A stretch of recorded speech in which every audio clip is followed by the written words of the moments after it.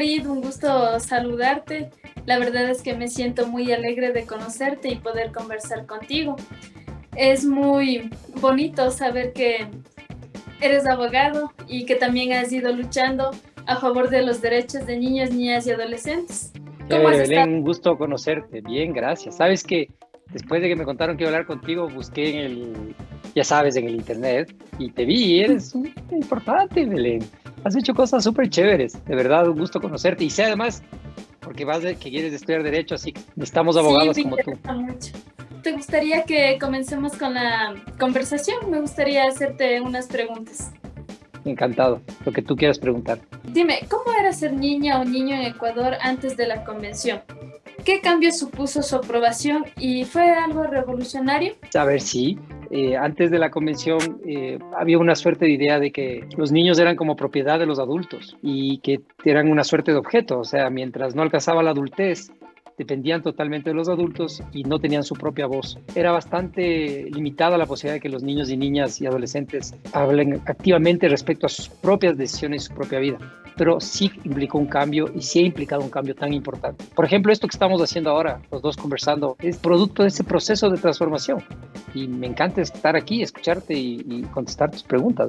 También me gustaría hacerte otra pregunta. ¿Cuál fue el principal reto para lograr la ratificación de la convención en 1990 en Ecuador, considerando que fuimos el tercer país en ratificar la convención? Había una cosa que era interesante, cuando las personas no entran al detalle sobre el tema de los derechos, es como una cosa muy romántica, ¿no es cierto? Los derechos de los niños, hay que defender los derechos de los niños.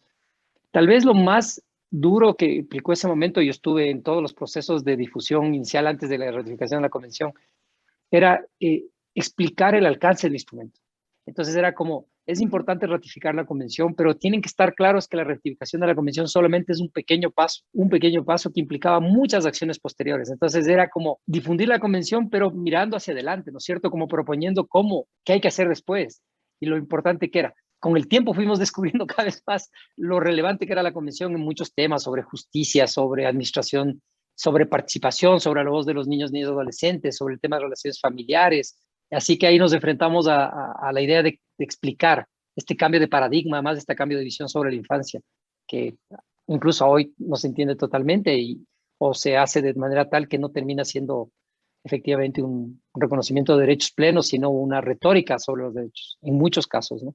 Claro, pero sin embargo es una alegría saber que nosotros fuimos el tercer país en ratificar la convención.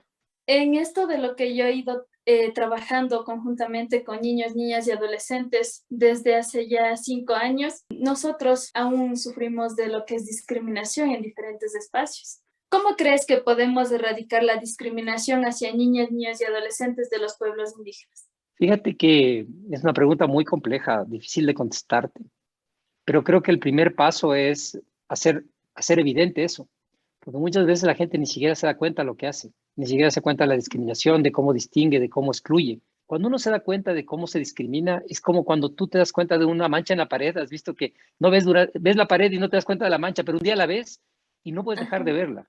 Entonces, parte de eso es hacer notar y el esfuerzo es no callarse. Y Ujú. ocasiones el no callarse tiene costos. Uno se enfrenta a situaciones ya dadas o a status quo que la gente no quiere cambiar. Transformar la vida cotidiana es tremendamente complicado. Por eso me impresionó mucho, fíjate que cuando vi que tú habías sido la primera vicepresidenta del Consejo de Derechos, en Cayambe, porque lo que tú acabas de decir es cierto, hay una doble discriminación, incluso en tu propia comunidad, a las chicas, ¿no es cierto? Y fuera a las jóvenes indígenas. Te quiero hacer una pregunta. Dime. ¿Cuándo descubriste los derechos y qué pasó en tu vida? ¿Qué pasó en tu vida después de que los descubriste, los derechos de los niños? A ver, cuéntame. En la escuela, cuando yo creo que tenía unos 9, 10 años, ahí es cuando empezaron a hablar sobre los derechos de niñas, niños y adolescentes. Entonces, decían, ¿no? Nos nombraban los derechos, que tenemos derecho a la educación, a la salud.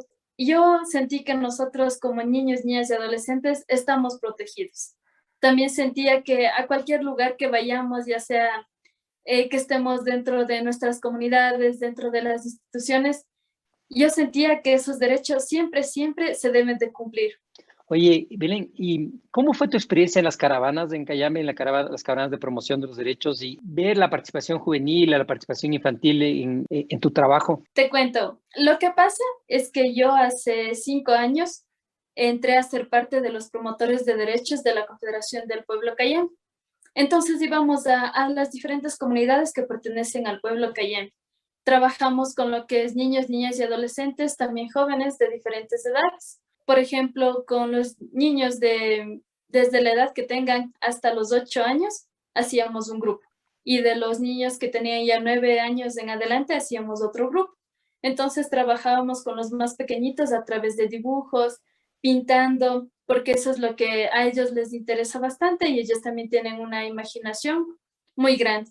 Y ya con los más grandecitos ya éramos como que más les explicábamos, aprendíamos y también nosotros enseñábamos, fortaleciendo lo que son derechos, lo que es nuestra cultura, nuestra identidad. Entonces ahí igual los niños participan. Pero qué chévere que Ahí es hayas donde además con todo esto de que enseñar a aprender, ¿no?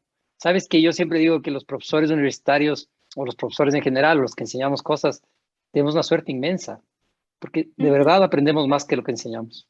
Me encanta conversar contigo, me quedaría conversando larguísimo, pero tenemos, ¿te acuerdas? Un límite. Así que gracias, Belén, de verdad me ha gustado escucharte, espero poder seguir viéndote en el futuro y que podamos seguir trabajando juntos.